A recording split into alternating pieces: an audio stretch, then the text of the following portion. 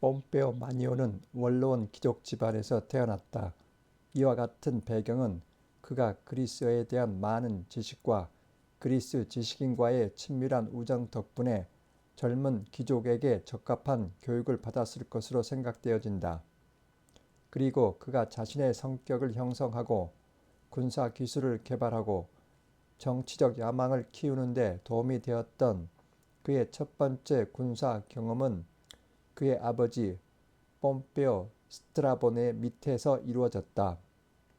오늘날 이탈리아 동부 마르케 지역에 해당하는 피체눔 지역에 살았던 폼페오 가문은 많은 땅들을 소유하고 있었고, 스트라보네가 집정관으로 재직하는 동안 많은 클리엔테들을 가진 것을 자랑했었다. 기원전 88년에서 기원전 87년 사이에 원로원과 귀족 세력을 대표하는 신라 지지 세력과 평민을 대표하는 마리오 지지 세력 간의 시민 전쟁 동안 아버지 스트라보네는 신라를 적대시하고 마리오를 지지했었다.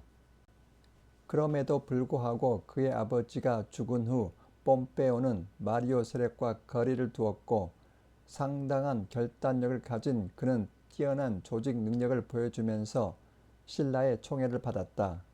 그는 피체눔에서 독립적으로 모집한 세 개의 군단과 함께 참여했다. 기원전 83년 마리오의 포플라레 진영으로부터 로마와 이탈리아를 탈환하려는 군사작전에서 동맹자로서 신라 진영에 합류했다. 그의 협력을 높이 평가한 신라는 그의 의붓딸과 결혼시켰고, 젊은 폼페오 군사 기술을 광범위하게 활용했다. 신라의 명령에 따라 원로원은 폼페오에게 마리오 지지 세력이 지배하고 있는 시칠리아 섬과 아프리카 대륙을 회복하는 임무를 맡겼는데, 그는 기원전 82년에서 기원전 82년 사이에 두 번의 전격 작전을 통해 이 임무를 완수했다. 폼페오에게 항복한 마리오 지지 세력인 포플라레 진영의 지도자들은 무자비하게 살해되었다. 이 때문에 적들 사이에서는 그는 신라의 도살자로 불려졌고, 신라 진영 군대 사이에서는 황제 또는 만요라는 칭송을 받았다. 그럼에도 폼페오는 상대방에게 빠른 결정을 하도록 강제할 수 있다는 것을 보여주었다. 그는 아프리카 대륙에서의 승리를 로마에서 축하할 수 있도록 해달라고 요청했고, 로마로 들어가는 입구에 그의 군대와 함께 나타나면서 사실상 신라에게 자신이 요청한 것을 허락하도록 효과적으로 강제하면서 그의 군대 해체를 거부했다. 신라가 권력에서 물러난 후 폼페오는 기원전 78년 집정관직 후보로 마르코 렙비도를 지지했다. 그러나 권력을 잡은 렙비도는 반란을 시도했고, 폼페오는 원로원 편에 서서 주저하지 않고 그를 진압했다. 반란을 진압한 폼페오는 이번에도 그의 군대를 해체하는 것을 거부했고, 마리오 진영의 지지자인 장군 꾸인토 세르토리오의 전쟁에 참여했다. 메텔로 피오 장군과 합류하기 위해 총독 지휘권을 획득하면서 원로원에 대한 압력을 행사하기 위해 그의 군대를 이용했다.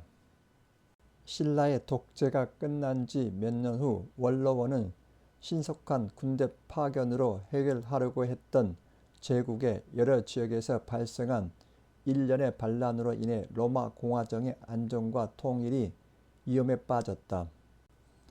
일련의 반란의 주요 무대 중 하나는 이베리아 반도였다. 마리오가 신라와의 내전에서 패배함으로써 마리오와 포플라레 진영을 지지했던 꾸인토 세르토리오는 이베리아 반도로 넘어갔다. 그는 신라의 군대와 계속해서 싸웠고 몇 차례의 승리도 얻어냈다. 이러한 승리는 신라 진영의 장군들과 총독들에 의해 억압받고 수탈당하고 있던 이베리아 반도 주민들, 특히 오늘날 포르투갈로 알려진 루시타니아 주민들에게 환영을 받았다. 시간이 지나가면서 꾸인토 세르토리오가 이끄는 반란이 걱정스러운 규모로 커졌고, 따라서 기원전 76년에 원로원은 이를 처리하기 위해 폼페오를 원정 사령관으로 임명했다. 그는 이미 신라와 협력해서 싸운 경험이 있었고 지역 지주들이 자신들의 땅을 신라의 퇴역 군인들에게 분배하는 것을 반대했던 에트루리아인 지역에서 일어난 반란을 진압한 공로로 두각을 나타내고 있었다. 스페인에 도착한 폼페오는 4년여의 게릴라전에 대항해 힘든 시간을 보냈다.